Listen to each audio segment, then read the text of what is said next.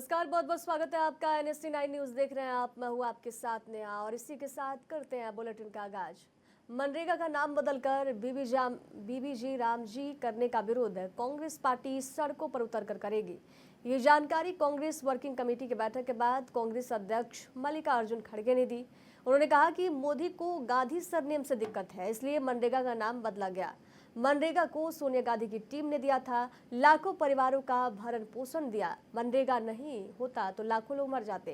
कांग्रेस हर हाल में मनरेगा की रक्षा करेगी। मजदूरों के अधिकारों के लिए हम संघर्ष करेंगे। केंद्र सरकार ने बिना सलाह के मनरेगा को खत्म किया। CWC की मीटिंग हुई। ये मीटिंग में हमने ये शपथ ग्रहण किया कि मनरेगा योजना को प्रमुख बिंदु बनाकर सारे देश में एक बहुत बड़ा आंदोलन करने का निर्णय लिया और उस जो शपथ विधि में हमने 5 बिंदुओं पर अपनी बात रखी। हम शपथ लेते हैं कि भारतीय राष्ट्रीय कांग्रेस पार्टी अग्रणी भूमिका लेते हुए 5 जनवरी से मनरेगा बचाओ अभियान की शुरुआत करेगी। महात्मा गांधी राष्ट्रीय ग्रामीण रोजगार गारंटी अधिनियम मनरेगा का हर हाल में रक्षा करेंगे। मनरेगा कोई योजना नहीं बल्कि भारत के संविधान से मिला काम का अधिकार है। हम ये संकल्प लेते हैं कि ग्रामीण मजदूर के सम्मान, रोजगार, मजदूरी और समय पर भुगतान के अधिकार के लिए एकजुट होकर संघर्ष करेंगे और मांग आधारित योजना और ग्राम सभा के अधिकार की रक्षा हम लोग करेंगे। हम ये भी शपथ लेते हैं कि मनरेगा से गांधी जी का नाम मिटाने और मजदूर के अधिकार को खैरात में बदलने की हर साजिश का लोकतांत्रिक। CWC की अहम बैठक के बाद पार्टी ने केंद्र सरकार के खिलाफ बड़ा सियासी ऐलान कर दिया है। कांग्रेस पार्टी 5 जनवरी 2026 से देश भर में मनरेगा बचाओ आंदोलन करेगी। कांग्रेस नेताओं का आरोप है कि बीबीजी रामजी एक्ट के जरिए सरकार ने मनरेगा के अधिकार आधारित ढांचे को खत्म कर दिया। राहुल गांधी ने कहा कि फैसला गरीबों के हक पर हमला है और इससे देश की जनता को सीधा दर्द पहुंचेगा। मनरेगा सिर्फ योजना नहीं थी, मनरेगा राइट बेस्ड कॉन्सेप्ट भी था। मनरेगा सिर्फ एक योजना नहीं थी, मनरेगा राइट्स बेस्ड कॉन्सेप्ट था। मनरेगा से देश में करोड़ों लोगों को एक मिनिमम वेज मिलती थी, जिसके नीचे जब मनरेगा चालू होता था तो उसी लेवल पर उनको मिनिमम वेज मिल जाती थी। और मनरेगा जो हमारा 3rd टियर है, पंचायती राज का जो टियर है, उसमें directly political participation, finance, support का एक साधन था, मेथड था। तो ये डायरेक्ट राइट्स बेस्ड का जो कॉन्सेप्ट है उस पर आक्रमण है। दूसरी बात, जो फेडरल स्ट्रक्चर है, स्टेट्स का जो स्ट्रक्चर है, उस पे भी ये आक्रमण है। ये जो पैसा लिया जा रहा है, ये स्टेट से छीनकर सेंटर ले रहा है। तो ये concentration of power, concentration of finance है। इससे देश को नुकसान होगा। इससे जो गरीब जनता है उनको नुकसान होगा, उनको दर्द पहुंचेगा, उनको कष्ट होगा। और आखिरी बात, मुझे बताया गया है कि ये decision directly prime minister office से लिया गया है और मंत्री से बिना पूछे, कैबिनेट से बिना पूछे ये डिसीजन लिया गया है। इससे आपको आज की हालत क्या है उसके बारे में पता लगता है कि वन मैन शो चल रहा है और जो भी नरेंद्र मोदी जी करना चाहते हैं वो करते हैं और पूरा का पूरा फायदा वही 2-3 अरबपतियों के लिए है। आप देखना, ये प्रोग्राम कोलैप्स करेगा, राइट्स बेस्ड आर्किटेक्चर कोलैप्स करेगा, इससे रूरल इकोनॉमी को नुकसान पहुंचेगा और यही पैसा नरेंद्र मोदी जी, अदानी और अंबानी जैसे लोगों को। मुख्यमंत्री निवास पर वन एवं खनन विभाग की समीक्षा बैठक लेते हुए सीएम भजन लाल शर्मा ने कहा कि अरावली पर्वतमाला राज्य की अमूल्य प्राकृतिक धरोहर है। उन्होंने अधिकारियों को अरावली क्षेत्र में सघन वृक्षारोपण करने और इसके संरक्षण के लिए जरूरी कदम उठाने के निर्देश भी जारी किए।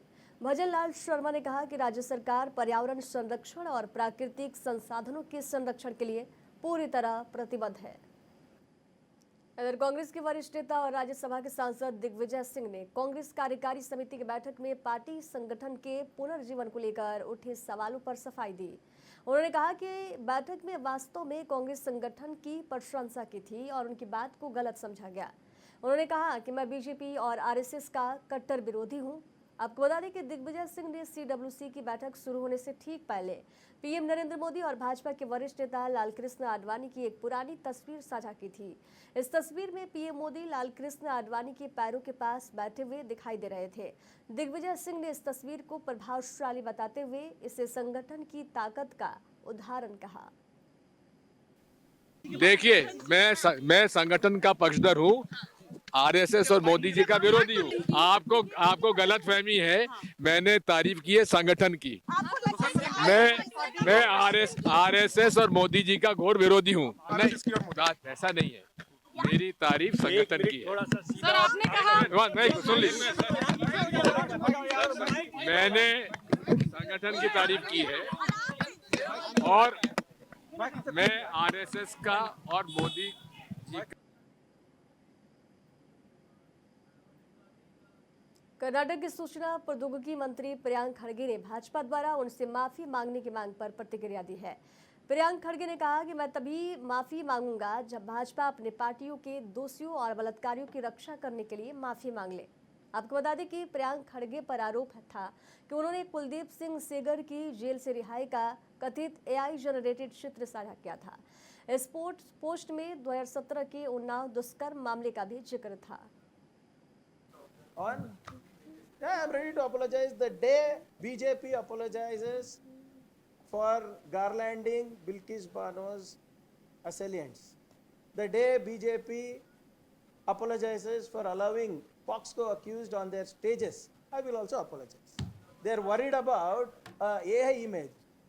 They're not worried about perpetrators, rapists from their party getting out. Madhya Pradesh में फिर देखिए एक और बीजेपी एमएलए का नाम आया है। ये धर्म रक्षक करेंगे, धर्म का रक्षा करेंगे क्या? बेटी बचाओ बेटी पढ़ाओ आंदोलन।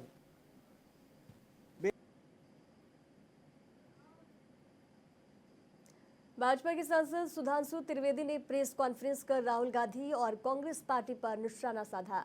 भाजपा सांसद ने राहुल गांधी पर भारत विरोधी गठबंधन का हिस्सा होने का आरोप लगाया। प्रेस कॉन्फ्रेंस के दौरान त्रिवेदी ने कहा कि सैम पित्रोदा ने कल एक इंटरव्यू में कहा कि Congress party global progressive alliance का हिस्सा है और उसी में भाग लेने के लिए राहुल गांधी जर्मनी गए थे। सैम पित्रोदा ने कहा कि राहुल गांधी इस अलायंस के सह-अध्यक्ष हैं और वे खुद इसके सदस्य हैं। भाजपा ने कहा कि ग्लोबल प्रोग्रेसिव अलायंस भारत विरोधी गतिविधियों से जुड़ा है। अब सैम पित्रोदा जी से जब यह पूछा जाता है कि ग्लोबल प्रोग्रेसिव अलायंस का क्या संबंध है कांग्रेस से, तो वो स्वयं रहस्योद्घाटन करते हैं कि राहुल गांधी जी उसके प्रेसिडियम हैं और सैम पित्रोदा उसके मेंबर, यानी राहुल गांधी जी उसके अध्यक्षीय समकक्ष हैं और सैम पित्रोदा उसके सदस्य हैं। और मजे की बात वो कहते हैं कि 110 कंट्रीज का डेमोक्रेसी का ये अलायंस है। मैं सैम पित्रोदा जी और कांग्रेस के तमाम वरिष्ठ लोगों से पूछना चाहता हूं, भाई साहब 110 कंट्री दुनिया में हैं कौन से जिनमें स्थायी लोकतंत्र है? मैं पूछना चाहता हूं। 190 देश कुल हैं जिसमें 57 मुस्लिम देश हैं। स्थायी लोकतंत्र किसी में नहीं, 57 या माइनस। इसके अलावा कम से कम 30-40 देश राजतंत्र हैं ऑफिशियली, उनको माइनस कर दीजिए तो संख्या 100 के नीचे आ जाती है। बाकी डिक्टेटर रिजीम है। तो वेस्टर्न वर्ल्ड को छोड़कर ईस्ट में अगर आप देखें तो ऑस्ट्रेलिया, न्यूजीलैंड, जापान और भारत के अलावा कोई स्थायी लोकतंत्र नहीं है। तो पहले यह दिखाई पड़ता है कि लोकतंत्र के आवरण में ये कौन से। इधर यूपी के मुजफ्फरनगर से भारतीय किसान यूनियन के राष्ट्रीय प्रवक्ता राकेश टिकैत ने चौंकाने वाला बयान दिया है, जिसने राजनीतिक और सामाजिक हलकों में हलचल मचा दी। टिकैत ने खुद को हिंदू संगठन बताने वाले कुछ लोगों पर आरोप लगाते हुए कहा कि वे अटल चौक पर तिलक लगाकर मीट खाते हैं और इससे एक राजनीतिक दल की छवि को नुकसान पहुंचा रहे हैं। टिकैत ने इस दौरान कड़े शब्दों में इस्तेमाल करते हुए कहा कि एक दिन सुताई अभियान चलाने जैसी टिप्पणी भी की। राकेश टिकैत का यह बयान अब सोशल मीडिया पर चर्चा का विषय बना हुआ है। जयपुर के चोमू में हुई हिंसा के मामले में अब सियासत भी तेज हो गई है। राजस्थान कांग्रेस के प्रदेश अध्यक्ष गोविंद सिंह डोटासरा का बड़ा बयान सामने आया है। उन्होंने चोमू थानाधिकारी प्रदीप शर्मा पर निशाना साधते हुए कहा कि कुछ गतिविधियों के जरिए उन्हें अनावश्यक लोकप्रियता मिली है और उन्हें लगने लगा है कि वे चुनाव लड़ेंगे। आरोप लगाए गए कि जहां हाईकोर्ट का लंबे समय से स्थगन है, वहां जानबूझकर कार्रवाई करना अधिकारियों का दुरुपयोग है। पूरा घटनाक्रम में जो भी हुआ वे गलत है, चाहे वे पुलिस के साथ हुआ हो या आम लोगों के साथ। पाकिस्तान में लोकतंत्र नहीं रहा, यहाँ पर सीधे सीधे मार्शल लॉ जैसा व्यवहार किया जा रहा है। ये हम नहीं कह रहे हैं, बल्कि ये बोल खैबर पख्तूनख्वा के मुख्यमंत्री सुहेल अफरीदी के हैं। दरअसल पाकिस्तान की पंजाब विधानसभा में खैबर पख्तूनख्वा के सीएम सुहेल अफरीदी के साथ सुरक्षा कर्मियों ने ही मारपीट कर दी। इसका एक वीडियो भी वायरल हो रहा है। इतना ही नहीं, सीएम के प्रतिनिधियों के साथ भी बदसलूकी का मामला सामने आया है। बताया जा रहा है कि सीएम अफरीदी अपने प्रतिनिधियों के साथ पंजाब की विधानसभा में प्रवेश कर रहे थे। इसी दौरान सुरक्षा कर्मियों ने उनको रोकने की कोशिश की। हालांकि इस दौरान उनके साथी फतेहुल्लाह बुर्की बीच बचाव के लिए आते हैं। इधर जयपुर में कांग्रेस के छात्र संगठन एनएसयूआई ने अरावली संरक्षण को लेकर प्रदर्शन किया। इस प्रदर्शन की सबसे बड़ी चर्चा की बात रही कांग्रेस नेता सचिन पायलट के बेटे अरहान पायलट का पहली बार राजनीति के मंच पर आना। ये पहली बार था जब अरहान पायलट, जो अभी युवा हैं, पिता के साथ किसी राजनीतिक कार्यक्रम में नजर आए। तस्वीरें वायरल हो रही हैं जहां पिता पुत्र की जोड़ी रैली में नारे लगाते दिखाई दे रही है। याद कीजिए, सचिन पायलट खुद पूर्व केंद्रीय मंत्री राजेश पायलट के बेटे हैं और उन्होंने पिता की विरासत को आगे बढ़ाया। सचिन पायलट भी राजेश पायलट की तरह राम राम कहने के लिए प्रसिद्ध हैं। अब अरहान की एंट्री क्या राजस्थान कांग्रेस में नई पीढ़ी को मजबूत करने का संकेत है? क्या वे भी अपने दादा और पिता की तरह लोगों के दिलों में जगह बना पाएंगे? विशेषज्ञों का मानना है हाँ। कांग्रेस हाईकमान ने सचिन पायलट को राजस्थान के बाहर जिम्मेदारी दे रखी है। वे छत्तीसगढ़ के प्रभारी हैं और राष्ट्र स्तर पर सक्रिय हैं। ऐसे में राजस्थान में अपना आधार मजबूत करने के लिए अरहान को राजनीति में लाना एक स्मार्ट राजनीति हो सकती है। पायलट ग्रुप के कार्यकर्ता इसे उस हिसाब से देख रहे हैं क्योंकि वे युवा वोटर्स को आकर्षित कर सकता है। जयपुर ग्रामीण के चोमू बस स्टैंड के पास एक मस्जिद के बाहर पत्थर हटाने और रेलिंग लगाने के काम को लेकर विवाद बढ़ा है। शुक्रवार तड़के करीब 3 बजे जब ये काम चल रहा था, तभी कुछ असामाजिक तत्वों ने इसमें बाधा डाल दी। वही गुरुवार को ये काम आपसी सहमति से शुरू ही हुआ था, लेकिन विवाद इतना बढ़ा कि लोगों ने पुलिस पर ही पथराव कर दिया।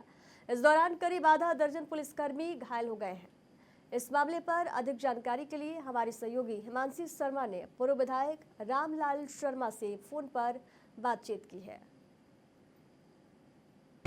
सर, ये जो चोमू में घटना घटी है, इसको लेकर आपका क्या कहना है? देखिए, ये काफी वर्षों पुराना विवाद था और इस विवाद में मुंसिफ कोर्ट का निर्णय आ चुका है, डिस्ट्रिक्ट कोर्ट का भी निर्णय आ चुका है।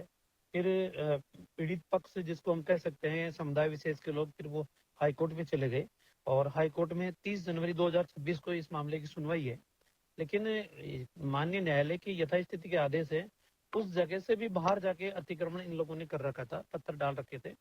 प्रशासन ने 4-5 वार्ताएं की। वार्ता के बाद में इस बात की सहमति बनी कि ठीक है साहब, वो न्यायालय के यथास्थिति के आदेश के बाहर जो पत्थर है हम उनको खुद ही उठा लेंगे। खुद ही हटाने का काम किया, लेकिन पत्थर हटाने के साथ साथ इन्होंने जहां मान्य न्यायालय के यथास्थिति के आदेश है उस जगह के ऊपर बैरिकेटिंग लगाकर कब्जा करने की कोशिश की। प्रशासन ने रोकने का प्रयास किया तो उनके ऊपर पत्थरबाजी की गई। पत्थरों के अंदर ईंट भी थे, पत्थर भी थे, कांच की बोतलें भी थी और एक तरीके से कानून को अपने हाथ में लेने का प्रयास किया।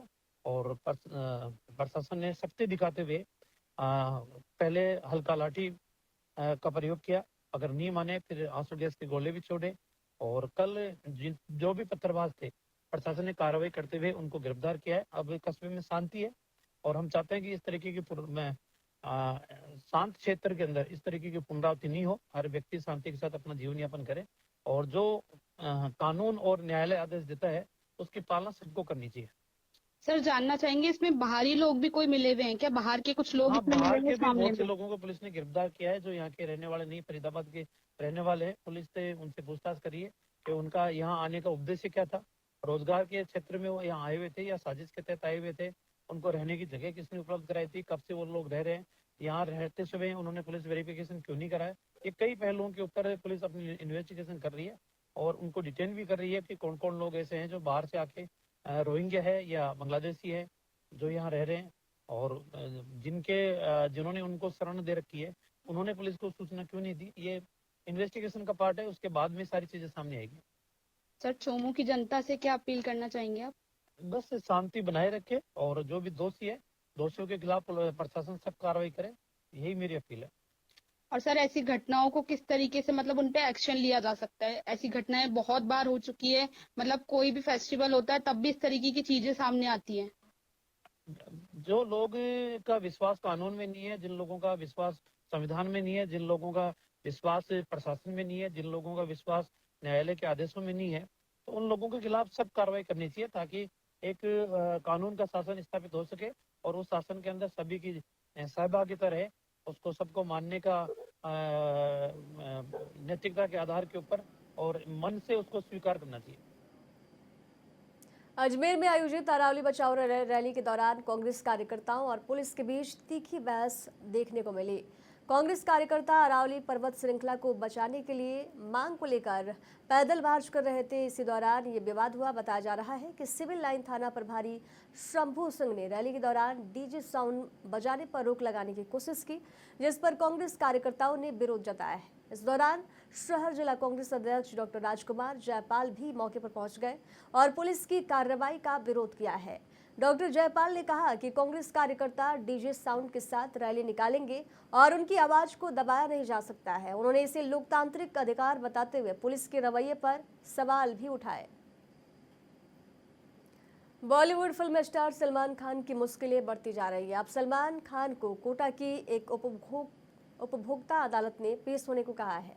उपभोक्ता अदालत ने बॉलीवुड अभिनेता सलमान खान को पान मसाला भ्रामक विज्ञापन मामले में अदालत में पेश होने और दाखिल किए गए पावर ऑफ अटॉर्नी पर हस्ताक्षर की फोरेंसिक जांच का आदेश दिया है।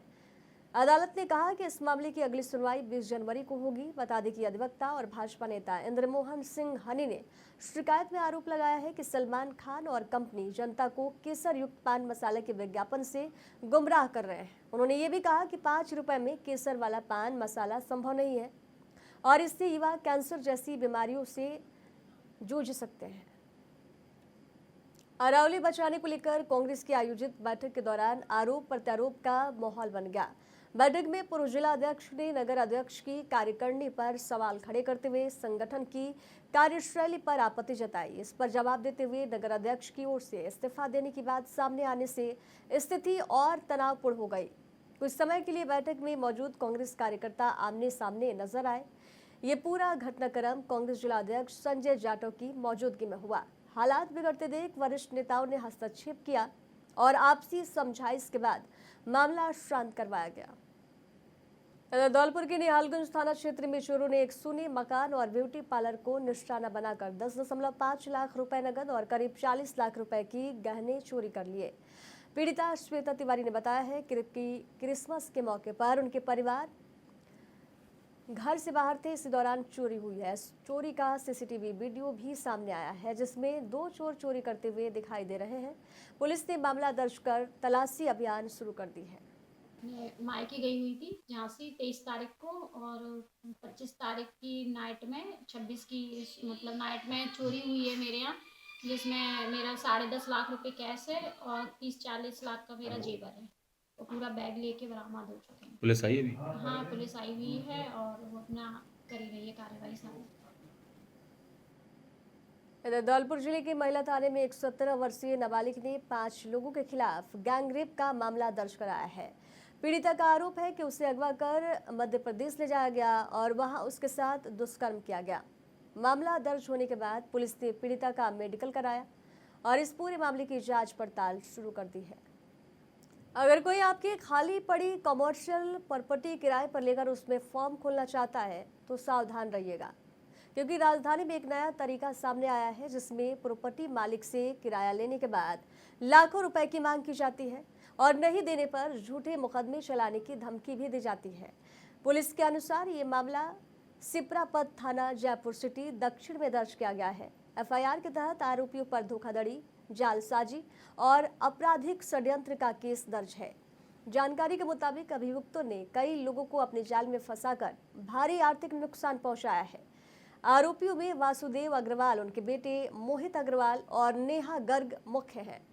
आरोप ये भी है कि लोग पहले भी सिगोरिया क्रिएशन लिमिटेड जैसी कंपनियों में जुड़े थे और अब नए नेटवर्क से इस तरह की ठगी का अंजाम दे रहे हैं। शिकायत में ये भी बताया गया है कि आरोपियों ने कई औद्योगिक परिसरों को किराए पर लिया, लेकिन किराया, जीएसटी और कर्मचारियों की तनख्वाह नहीं दी। इसके अलावा प्रॉपर्टी खाली करने पर अवैध रुपए से लाखों रुपए की मांग की और धमकियां भी दी गई। पुलिस ने कहा कि ये एक सुनियोजित षड्यंत्र है और इस मामले की निष्पक्ष जांच की मांग की जा रही है। आज हम बिंदुजा एक्सपोर्ट प्राइवेट लिमिटेड के माध्यम से हुए एक बड़े व्हाइट कॉलर घोटाले का खुलासा कर रहे हैं। इस पूरे मामले के मास्टरमाइंड, कर्ता धर्ता Shri Vasudev Agarwal, founder, chairman, managing director Signoria private limited और सिग्नोरिया क्रिएशन है। साहब ने अपने परिवार के सदस्यों के साथ मिलकर कई फर्जी कंपनियां खोली। फर्जी किराएनामों के साथ उन्होंने बिंदुजा एक्सपोर्ट प्राइवेट लिमिटेड के जरिए फर्जी बिलिंग की, जीएसटी सेल्स की है, बैंकों से बड़े बड़े कर्जे हासिल किए, जो कि आज डिफॉल्ट है, एनपीए है, लेकिन असल में कोई वास्तविक लेन देन या सामान की बिक्री नहीं की। यही लोग अब हर्बल इंडिया प्राइवेट लिमिटेड के नाम से नया आईपीओ लाने की तैयारी में है, ताकि वे नए निवेशकों के साथ पैसा लूटा जा सके। हमने इस मामले में गत 3 माह से मुख्यमंत्री कार्यालय, कमिश्नर कार्यालय, मानवाधिकार आयोग, पुलिस अधिकारियों और अन्य संबंधित स्थानों पर भी रिपोर्ट किया है, लेकिन अभी तक कोई समाधान नहीं मिला है। इन प्रभावशाली लोगों का प्रभाव इतना शानदार है कि थाना शिप्रापत शुरुआत से इनके प्रभाव से कार्य कर रहा है। इससे हम प्रेस के माध्यम से ये जानकारी दे रहे हैं कि पूरा घोटाला वासुदेव अग्रवाल और उनके परिवार द्वारा रचा गया है। भविष्य में होने वाले इस फर्जी आईपीओ से सावधान रहें, क्योंकि ये कंपनियां और इनके मालिक निकट भविष्य में निवेशकों से 250 से 300 करोड़ रुपए लूटने की योजना बना रहे हैं। हिमालय में लगातार हो रही बर्फबारी से मैदानी इलाकों में ठंड बढ़ गई है। यूपी के 68 जिलों में घना कोहरा छाया है। इसके चलते 10 मीटर तक देखना भी मुश्किल हो रहा है। वहीं एमपी के 31 शहरों पर पारा 5 डिग्री से 8 डिग्री के बीच रिकॉर्ड किया गया। राजस्थान, पंजाब, हरियाणा, बिहार के कई शहरों में तापमान 10 डिग्री से नीचे दर्ज किया गया। कोहरे के कारण ट्रेनें लेट चल रही हैं। कई एयरलाइंस ने फ्लाइट्स कैंसिल कर दी हैं। वहीं बिहार में 30 दिसंबर तक कक्षा 8 तक स्कूल बंद कर दिए गए। यूपी के कौशाम्बी जिले की सैनी गोविंदपुर गोरियो में स्थित MRUN स्कूल में चोरों ने ताला तोड़कर चोरी की घटना को अंजाम दिया है। स्थानीय सूत्रों के अनुसार चोरों ने स्कूल के कमरों में प्रवेश कर कई कीमती सामान और उपकरण की चोरी की। घटना की जानकारी मिलने पर पुलिस ने मौके पर पहुंचकर जांच पड़ताल शुरू कर दी है।